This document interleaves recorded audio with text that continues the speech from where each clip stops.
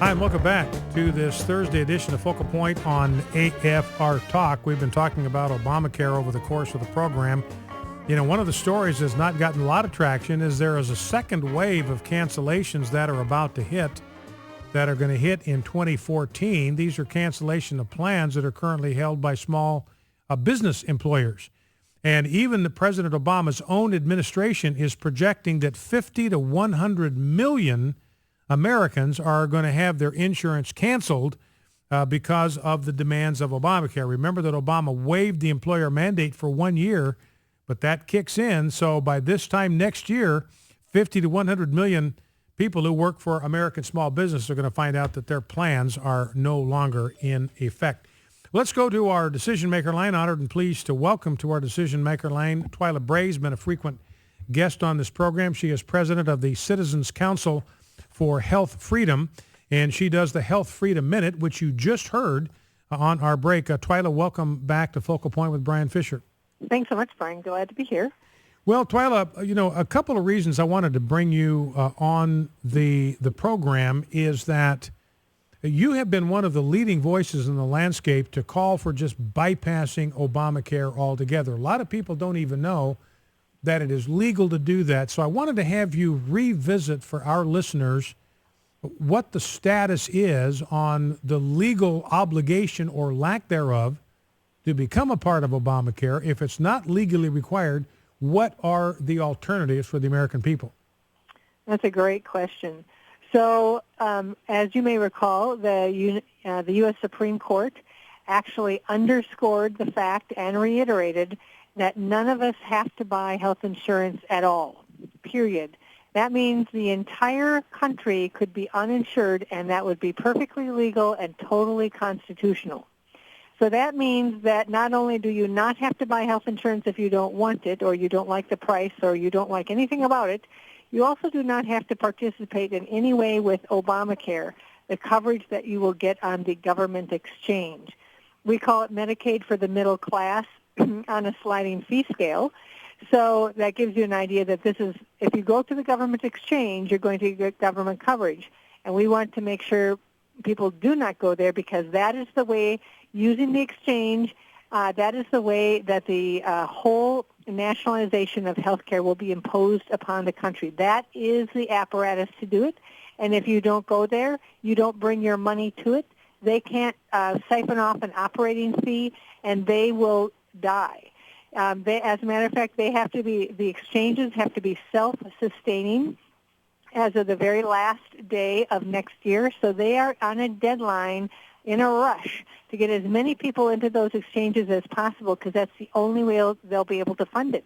After that, all the federal all the federal exchange grants to all these different exchanges, all the money goes away. So we put out these three alternatives, these legal alternatives to Obamacare enrollment. Did you want me to go over Yeah, those? let's hit them. Three legal alternatives to getting tangled up in the whole mess that is Obamacare. Hit us. That's right. So the first one, of course, is to find a policy, private insurance outside of the exchange. That can be found either by going to a private exchange. More of those are being built around the country. It can be found by going to your insurance agent. You can go online. You can go to various places, try and find a private policy outside of the exchange. And people have asked me, well, how do I know that it is? If you are signing any kind of form that has the federal government or healthcare.gov or the marketplace, the healthcare marketplace on the top of it, then you are getting yourself into the exchange. So you have to just make sure you're not doing any kind of form like that, and then you will have private insurance.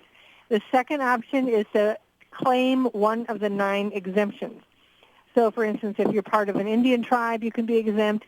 If you're in a health sharing organization, which is only for Christians, you are exempt, and you will also have your medical expenses paid for by members. That's part of their sharing expenses, right? Mm-hmm. So you can claim one of the 9 exemptions, and we have the 9 exemptions on our homepage down at the bottom on the right, and you can just look and see what those are. And then the third one is to go uninsured and pay the uninsured tax. That's what we call it. And And so for the first year, it is $95 or 1% of your income, whichever is greater. When you get to 2016, it is $695 or 2.5% of your income. We figure there needs to be about 3 years. I mean, we might kill the exchanges in the first year once their federal funding goes away, but if not, we're going to have to wait. And so a lot of people, particularly the young, could potentially decide that the risk is worth it rather than paying those thousands and thousands of dollars to buy a policy that they're never going to use. I read an interesting statistic that men between the ages of 21 and 35 go to the doctor 6 times. In those 15 years. Yes.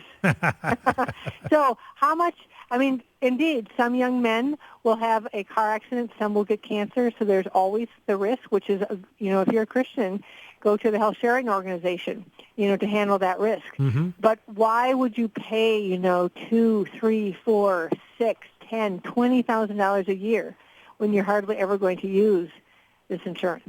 Now, going back to this tax, this penalty, John Roberts calls it a tax. If you don't buy insurance, you're subject to this tax.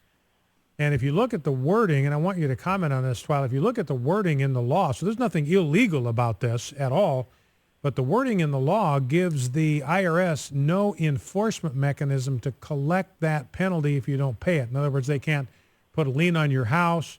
They can't garnish your wages. The only way they can collect that tax from you or that penalty is to take it out of the refund that you are owed by the IRS. So if a taxpayer was careful about setting his withholding and all that, and so there was no refund that was coming back to him, then the federal government would simply have no way to collect that tax or that penalty from him. That's correct. And our organization does not encourage people to not follow the law. But I do happen to know that there are people considering, instead of getting a tax refund, that they wouldn't. And, there is at least one good reason to do that. The IRS, the federal government, could easily decide that you owed more than you think you owe. Mm-hmm. And so if it comes down to that, who are you to be arguing with the IRS? How well is that going to go? How much could it cost you for a lawyer to get your money back? So I think it's a good thing not to do a tax refund and to just pay the taxes, whatever the extra taxes are at the end of the year. And then the IRS, you can pay the penalty, but the IRS could not take more than they should, and you don't have to quibble about it, right? Yeah, and there's nothing illegal about it because that's what the law provides, what the law specifies. Now, one other thing, Twila, we've got a couple of minutes left here. We had this testimony on Tuesday from the cybersecurity experts. I mean, these people that are experts in protecting the security of websites. They worked with Fortune 500 companies all over the map. And they told Congress on Tuesday, look, we've never seen anything that was so riddled with loopholes from a security standpoint, where none of the information on this government website is secure. It's all hackable. I mean, I even think he did kind of a hack right there in the congressional hearing to show them how easy it was. And they all said, look, no American ought to trust this website with their private information. And this ties in, I know, to a concern that you've had, Twila, with your organization, the Citizens Council for Health Freedom, having to do with confidentiality of private medical information and personal information.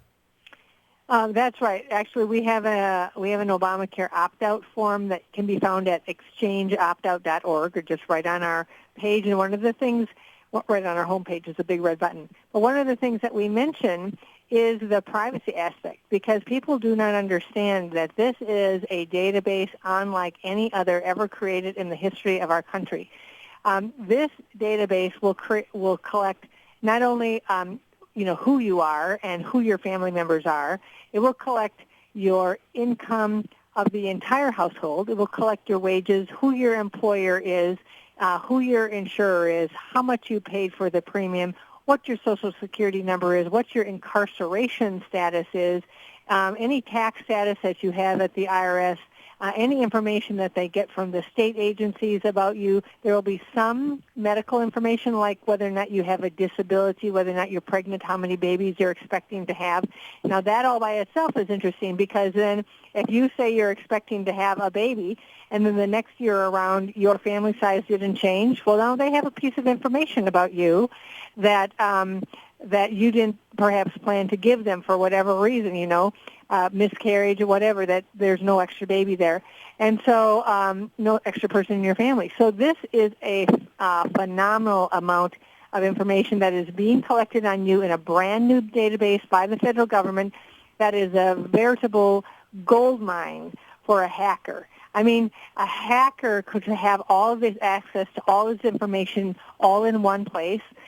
Those people who are testifying actually encourage Congress to shut it down.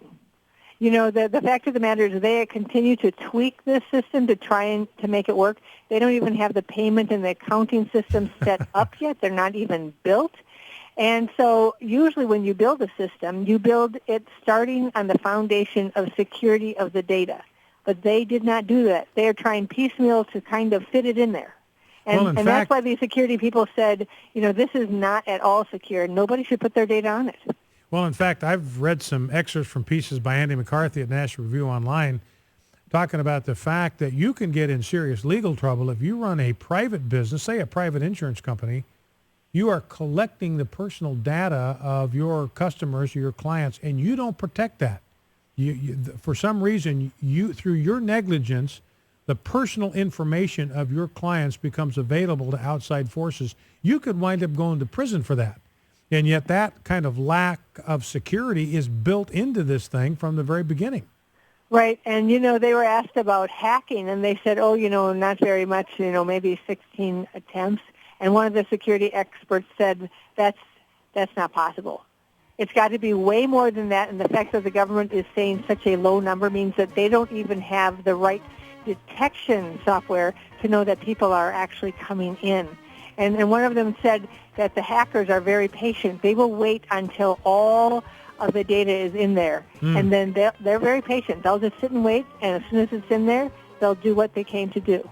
Our guest has been Twila Brase. She is the president of Citizens Council for Health Freedom, also responsible for the one-of-a-kind Health Freedom Minute that you hear every day right here on Focal Point.